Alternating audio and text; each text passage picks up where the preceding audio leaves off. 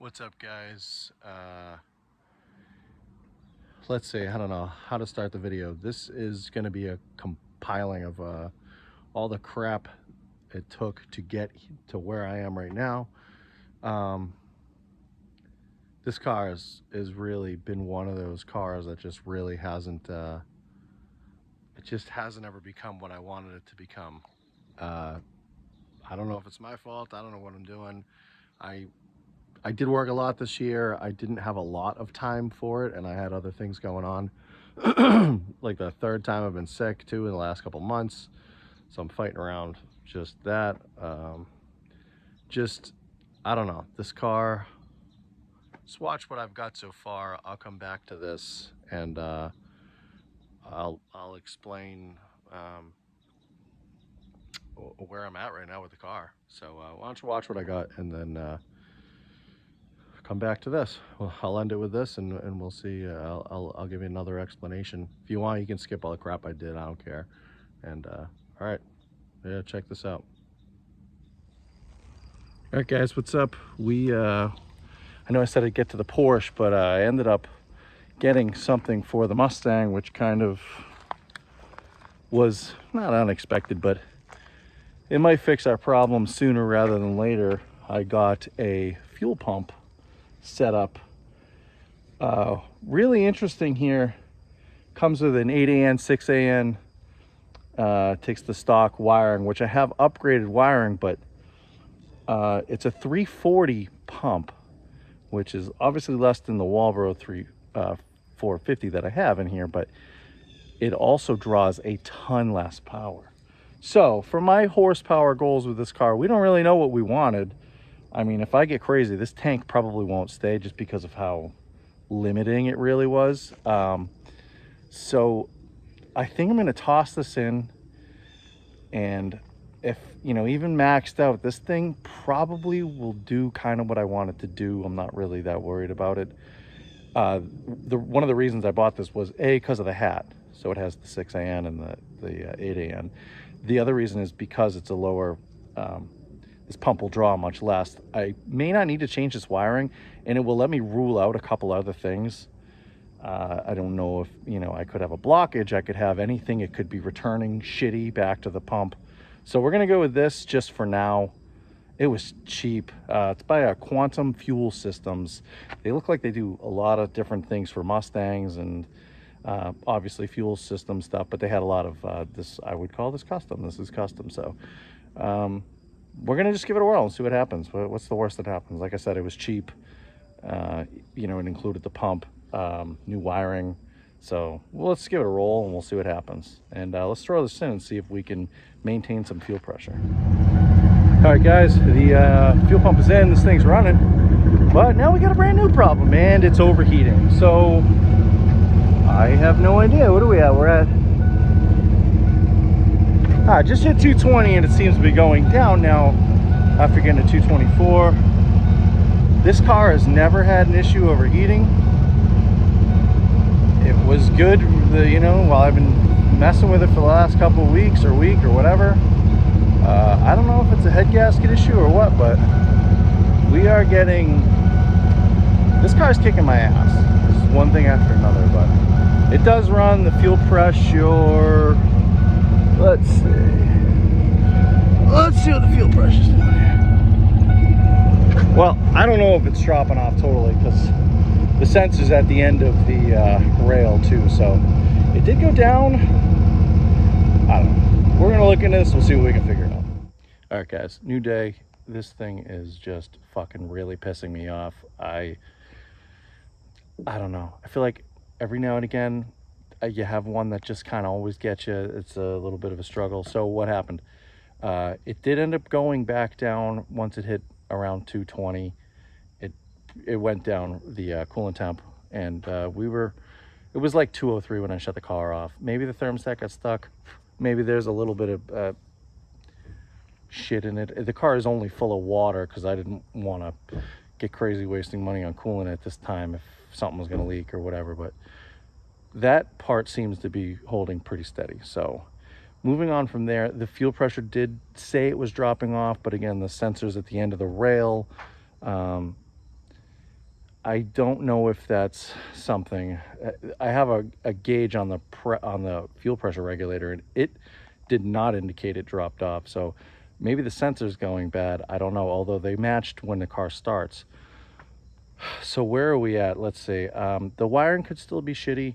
This pump might still just be drawing a little more than it needed. And the other thing that is really kind of could be an issue here is the fact that I have like an Amazon relay on this car. I have had good luck and bad luck with these in the past, so it's kind of hit or miss. The way I jumped off this constant control relay box on this car, I installed one of these. So I did get a little goodie here. We bought an MSD, and of course, I'm never gonna be able to open this with one hand here. Yeah, it's never gonna happen, is it? Should have planned better for this. All right, we got it open. What do we got? We've got a MSD solid state relay box. I got the high current one. So this is a 35 by 4. I think you can bridge a few of these and make it double, so 70. We're gonna try this for, we're gonna install this instead of running our relay, the Amazon relay, to this fuel pump. That may actually clear some of this up too. It could just be a shitty relay. Like I said, I've had trouble with these in the past, off and on, but this thing's pretty nice. I like a little jewelry, so we'll throw this in somewhere. I don't even know where I'm gonna put it, but I like it. It looks good. So let's throw this in and we'll see what happens after that. All right, guys, this car is kicking my ass. Just one thing after another. So I think we got some of the fuel pressure sorted out, possibly. Turned out I had a bad gauge here on the fuel pressure regulator, and I don't know what's up with this sensor, but I think this is somehow bad or getting an incorrect reading too. So I had, what did I have? I had this gauge saying, let's just say it said 50. This was 10 less, 40. Then I have my one on the rail, and that one was saying 58. So I had 8 more than this one and 18 more than this one. So I didn't know what was right, what was wrong. This is an older sensor from something else, so this was brand new. So I don't know why this is one of the Amazon ones that I've had really good luck with. Again, also Amazon. So I figured I'd buy a new mechanical gauge and see what happened. Bought a brand new mechanical gauge. Again, Amazon, but again, haven't had bad luck with this stuff. Threw that on. This has been like 2 weeks in the making here. Threw that on. That is now matching the end of the rail. So I am confident that those two are working. This one is a piece of shit. We're gonna leave it in for now. I do not have my vacuum reference hooked up. This is base pressure. Again, this has been plaguing me for forever. The only other thing too is I am, you can't see it from here, I am losing pressure instantly on this thing. I don't know why. Pressure drops off instantaneously. As soon as it, I don't know if the regulator's bad. I don't know. I'm really at a loss. Maybe that'll hold enough that I can drive this, try this, see what's going on, and maybe do some tuning finally. Back to 58 PSI for base pressure. I had it at 43, I thought, who knows? But now I'm at 58, I'm gonna call it 58. And maybe we can get some tuning going on. I changed the oil for the car on the first time. It seemed like it had a lot of fuel in it. Base hot oil pressure was coming down lower than I wanted, so I put a little thicker oil in it, and we're gonna see what happens. So that's right now where we are. So let's maybe drive this thing and do a little something and see what's going on. What's up, guys? This car is just kicking my ass this time. Let me show you. We got the MSD is wired in. That was the fuel pump. I think I mentioned that. Now I'm having an issue. Well, not now. I may have sorted it out. I've got something going on with the fuel pressure where it wasn't. I have a sensor here at the end of the rail. I have a mechanical gauge, and they were off from each other. So I installed another electronic gauge over here, and then I had 3 different readings. And I bought a new mechanical gauge, and now that mechanical gauge and this electronic gauge are or the electronic sensor rather, are matching. They are correct. I think there's something up with this other sensor. I don't know. I've never had any trouble with these. They're just Amazon sensors. So we got all that, and now we're also having an issue. We don't maintain any fuel pressure once it's shut off, key off. I don't know if there's something wrong with the check valve in the fuel pump that I bought, or if there's something up with this regulator, or if I'm just an idiot and I've screwed something else up. But so it runs fine, starts fine. It'll maintain as it runs, but like I said, you key off and the thing, it just drops to 0. So we got all that, and then the electronic power steering pump decided to die on us. So I am in the process of rewiring that, which is a complete and utter pain in the ass. Not sure why it stopped working, but I jumped it and it worked. So that was that. Let me get that wired and we'll get back to this and I'll show you what I did. All right, we're back, and this is what we did. We just got one of these breaker style, like a, what's the word I'm looking for, like one of the switch style breakers, wired in, new ground, new wiring, new everything. It seems to work good. I know this is a bit of an ugly mess. This is kind of how all of my builds end up. With every intention of trying to be beautiful, they always end up looking like fucking wiring rat's nests. But honestly, this one's actually pretty clean for me. That wiring over there is not being used. I just haven't unhooked it yet. I haven't really decided what I'm doing. That's my original cam sensor wiring, crank sensor wiring rather, and my coolant temp sensor wiring, which I'm not really feeding this PCM anymore, so I'm not sure what I'm going to do. I don't know if I need those for air conditioning or whatever, but that's it. If we have any more issues in this thing, I'm going to destroy this car, I swear to God. I need to get driving this thing. It's been sitting. It's the end of October again, and that's it. So let me throw the bumper back on this thing, and I'll get this cobbled together mess back to somewhere. All right, we got it back together. Everything's back in, everything's in. The only thing I need to do is still the bumper liners, the inside liners, the fender liners, and that'll be it for now till the next thing breaks. Let's give it a cold start. We'll see. I've not tuned anything for this car, so let's see what she gonna do.